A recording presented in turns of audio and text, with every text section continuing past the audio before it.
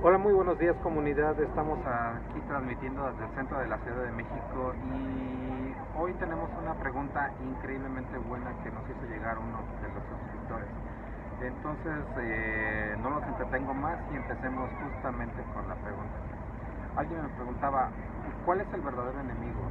La mayor parte, por ejemplo, de la gente habla de izquierdas, habla de derechas, habla de socialismo, habla de comunismo, habla de capitalismo. Y la verdad es que ninguno de todos estos es el enemigo. Y vamos a empezar a entrar en materia.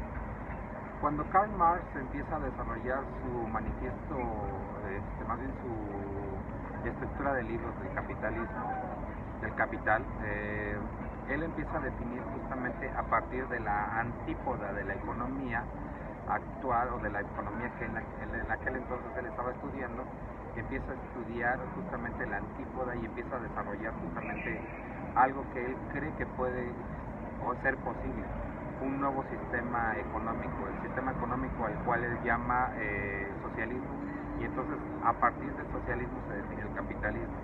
Sin embargo, esto no funciona así. En realidad no existe el socialismo, en realidad no existe el capitalismo, en realidad no existe el neoliberalismo, en realidad no existe ninguno de todos estos sistemas, porque en realidad lo único que podemos definir a partir precisamente de las condiciones preexistentes del sistema es el hecho de poder definir solamente recursos, tiempo y energía. Entonces, todas aquellas personas que estudian 3 o 4 semestres de socialismo, de comunismo, de todas estas cosas que tienen que ver con Karl Marx y cuestiones por el estilo, en realidad no tienen capacidad para poder entender cómo funciona el mundo. Y es que ha sido realmente muy interesante el hecho de cómo nos han distraído de la verdadera discusión. La verdadera discusión es el hecho, por ejemplo, de entender que no tenemos que hablar justamente no tenemos que hablar de dinero, no tenemos que hablar de moneda, no tenemos que hablar de ninguna de todas estas variables. Tenemos que hablar específicamente de, ya lo dije, recursos, en este caso, por ejemplo, de materia, de energía y de tiempo. Entonces, cuando solamente hablamos específicamente de estos términos, entonces es cuando podemos empezar a entender la realidad económica del mundo. Entonces, no es nuestro enemigo el capitalismo, no es nuestro enemigo el socialismo, no es nuestro enemigo el neoliberalismo, porque en realidad no existen. En realidad solamente hay una relación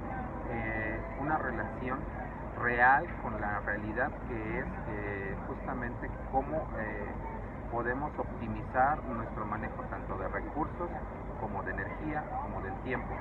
Y entonces en este tipo de relación no existe ninguna variable de tipo filosófica o ninguna variable de tipo, por ejemplo, que nosotros podemos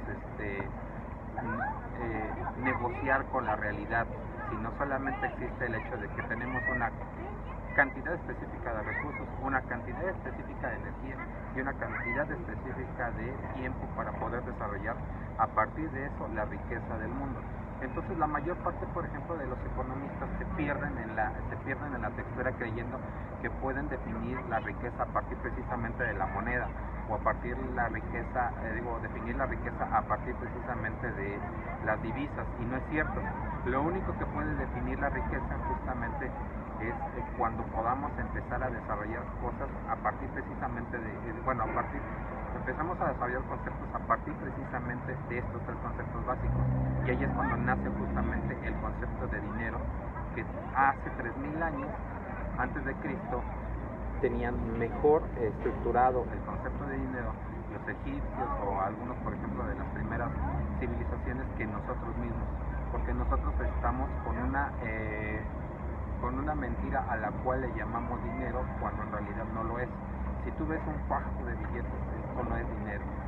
El dinero es el oro, el dinero es el Bitcoin, y esa es una de las razones por las cuales no vamos a platicar mucho en términos de esto, con muchas definiciones, porque el Bitcoin, el dinero duro, como por ejemplo podría ser el oro, la plata, el platino, en realidad eso sí tiene valor y eso sí puede ser intercambiable y no pierde valor con el paso del tiempo. Bueno, nos vemos.